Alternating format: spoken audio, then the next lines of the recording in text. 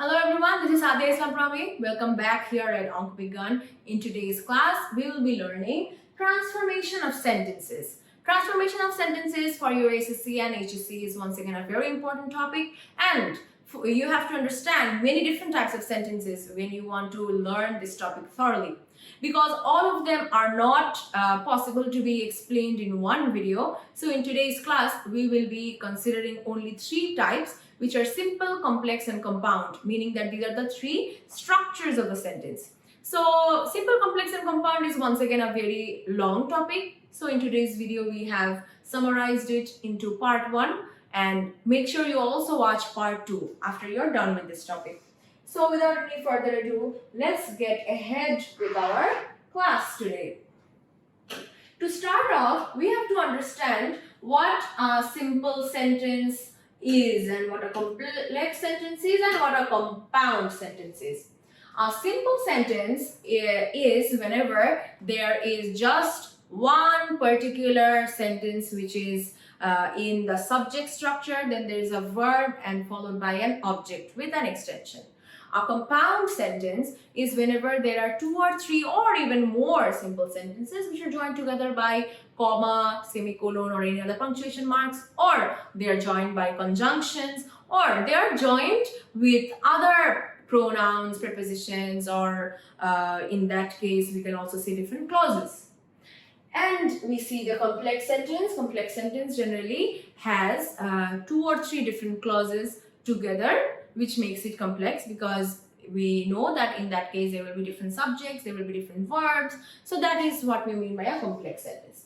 So rule number 1 says that in a simple sentence we have to put in spite of or despite, and then put a verb with ing. So being is actually means verb with ing, like writing, singing, dancing, and so on.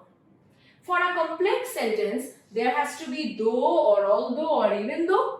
For a compound sentence, we can put a but or any other conjunction in that case. So this is how we can understand what these sentences can mean. So let's look at a few examples. Like, change the following sentences into simple, complex, and compound. This is how your questions will actually be. There will be a sentence given to you, and in brackets it will be mentioned that whether you want the sentence to be in simple, complex, or compound. So in number 1 we say that though we take the utmost care, we cannot avoid death. We have to convert this sentence into a compound sentence. So because it's starting with though, we understand it's a complex sentence in this one, we have to convert it into compound. So what can we do? To convert it into compound, we have already understood that we can use but, or we can use any other conjunction. So in that case, we have put but, because we can put, because we see that there is though here, we can say though we take the utmost care, as a result, it is in the negative form, and in the other hand, we can say we take the utmost care, but we cannot avoid death. So whenever you want to convert something into the compound form, we can use but, or we can use any other conjunctions that go along with the meaning of the sentence. Okay, let's look at number 2, which says, though it is a blessing, comma, it has dark sides. We have to convert it into a simple form. So if we have to convert it into a simple form, what will we do? We will say it is a blessing, but it has dark sides. So in that case, I will just be mentioning it in its own original form as it is. Then we see it gives us pleasure, but we cannot get the freedom to use it. So we understand here that for simple, we can say in spite of or despite. As a result, in this sentence, it gives us pleasure, we can say in spite of its giving us pleasure, we cannot get the freedom to use it. Number 2 has but in it. So do you think this is a simple sentence? No, this is a compound sentence. But if we want to convert this into a simple sentence, we can say in spite of it being a blessing, it has dark sides. So in this particular question, this should not be simple here. This should be compound here, or else, for if it had been simple, then this would not be the answer, right? So if we want to convert number 2 in a simple form, what will the sentence be? We will say, in spite of it being a blessing, comma, it has dark sides. Okay. Let's look at rule number 2, which says that in simple, we will say by and then saying doing. And for complex, we can say if with I do. And for compound, we will say you being the imperative, do something and then. Or I should do following by then. Or if there is I, we, he, they, then we will say it should do and then followed by then. And if you want to go for the negative meaning, by doing will be without doing. If I do will be if I don't, or unless I do. And do with then will not be then anymore. There will be otherwise. Like if I should do blah blah blah, otherwise I should do blah blah blah. So I think we have to look at a few examples, or else we will not get this rule clearly. So you see here, by reading the books, we can enrich our minds.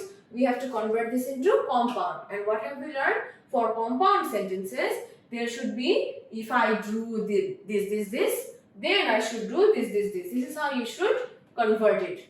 So by reading books, we can enrich our minds. If I have to convert it, it will be reading. It will not actually be this. It will be if I read books.